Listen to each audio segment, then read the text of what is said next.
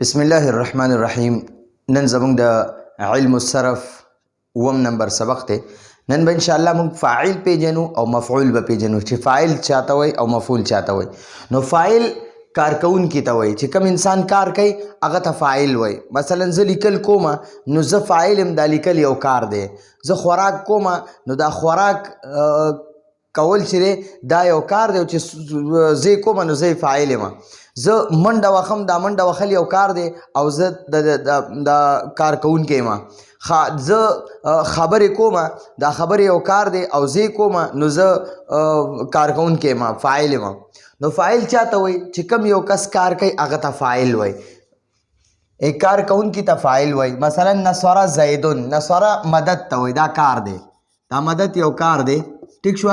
او زیدون د دې فاعل دی، دا کار کوونکی دی، فاعل. او یاد ساتئ دا فاعل بچره همیشه حالت رفع کی وي. د هر یو اسم درې حالات وي، همیشه به یو اسم په درو حالتو کې به وي، د درو نه زیات هم نشته او کم هم نشته. نو ګورئ مثلا ګورئ کتابون دی، کتابون. نو ګورئ دا د اخري حرف دا حالت ته وګورئ، دې ته حالت رفع وایي یا مرفوع، حالت رفع یا مرفوع.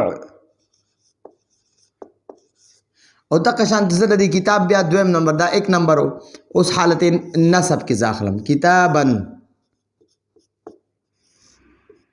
وګورئ د دې اخري حرف باندې دو زبر او الف ته، نو دې ته څه وایي؟ دې ته حالت نصب او یا ورته منصوب وایي. او 3 نمبر د دې داخلم، د دې 3 نمبر بدل توالو کتابن، کتابن. نو وګورئ جی دلته دا کتابن چې دی دا موږ سره حالت جر کې دی، حالت جر یا مجرور. نو وګورئ اسم به یو اسم به موږ سره همیشه په درو حالتو کې وي. لکه مثلا ما سره دا دی زیدن، زیدن او زیدن. نو ګورئ دې ته حالت رفع یا مرفوع وای، دې ته حالت نصب یا منصوب وای، او دې ته حالت جر یا مجرور وای. نو یو اسم به همیشه ما سره په درو حالتو کې وي، یا به حالت رفع کې وي، یا به حالت نصب کې وي، یا به حالت جر کې وي.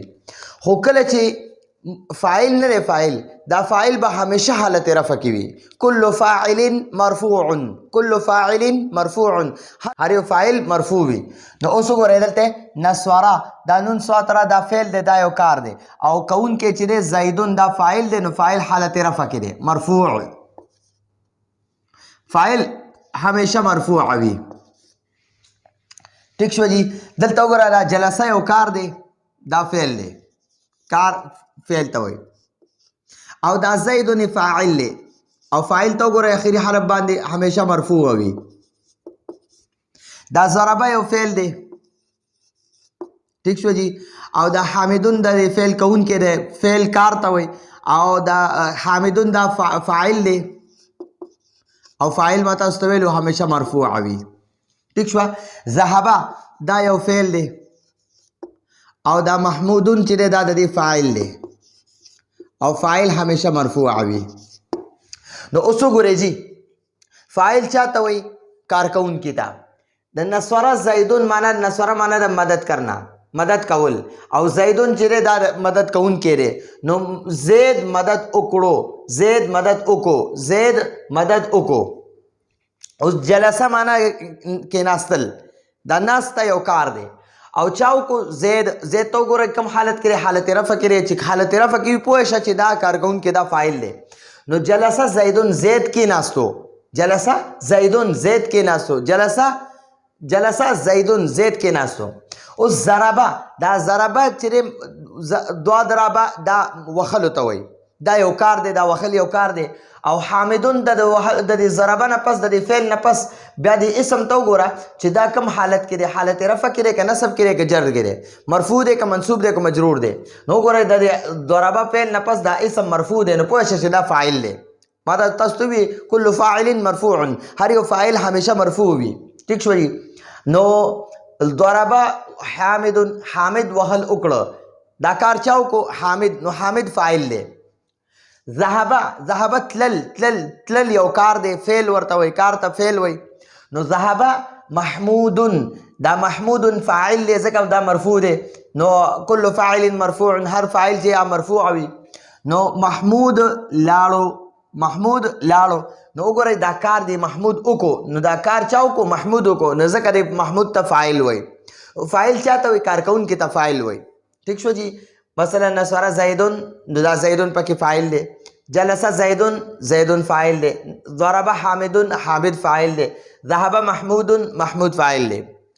نو فاعل هم زده کو جی، کارکونکي ته فاعل وای. او فاعل به همیشه حالت رفع کې وي، مرفوع به وي. حالت رفع هم ورته وي، مرفوع هم ورته وي، دا دواړه یو نوم دی.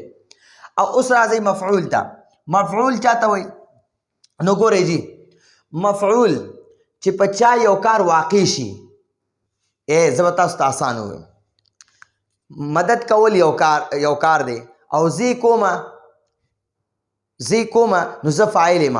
چې د چا مدد کوم که نه، چې د چا مدد کوم نو هغه ته مفعول وای.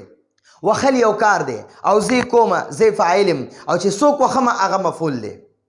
ٹھیک شو جی. او خوړل یو کار دی، او چې څوک یې کوي هغه فاعل دی، او کوم څیز چې خوري که نه هغه مفعول دی. غلا یو کار دی، چې څوک یې کوي هغه کارکونکی دی، او کوم څیز چې پټوي که نه هغه مفعول وي. نو په کوم لکه مثلا ګورئ جی،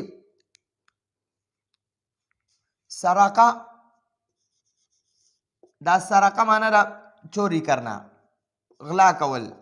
سرقه. حامد پټ کړو، صحیح پټ کړو. الکتاب، کتاب.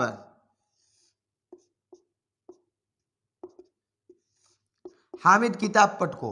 نو ګورئ دا سرقه پکې فعل دی،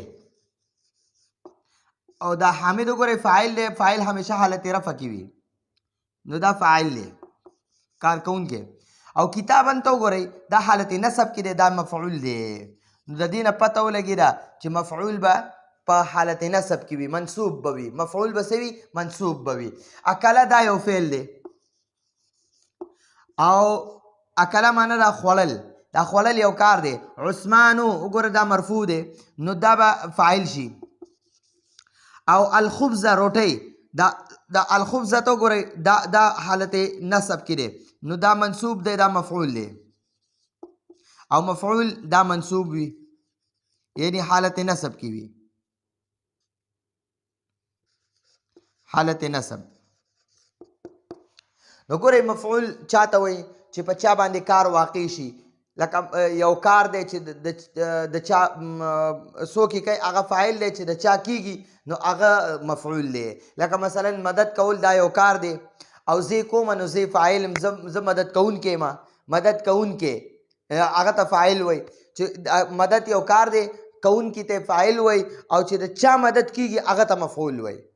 ٹھیک شو جی. نو مفعول او مفعول همیشه حالت نصب کې وي. کله کله چې فعل مجهول شي که نه، نو یعنی فاعل معلوم نه وي، نو بیا د فاعل هغه کم اعراب چې دي نو هغه بیا د مفعول ته اوړي. نو همیشه پکې منصوب نشو ویلی، خو فاعل چې دی هغه همیشه مرفوع وي، او مفعول چې دی هغه منصوب وي، حالت نصب کې وي. ٹھیک شو جی. نو دا د فاعل او د مفعول درس، راتلونکي درس پورې اجازت غواړو. السلام علیکم ورحمۃ اللہ وبرکاتہ.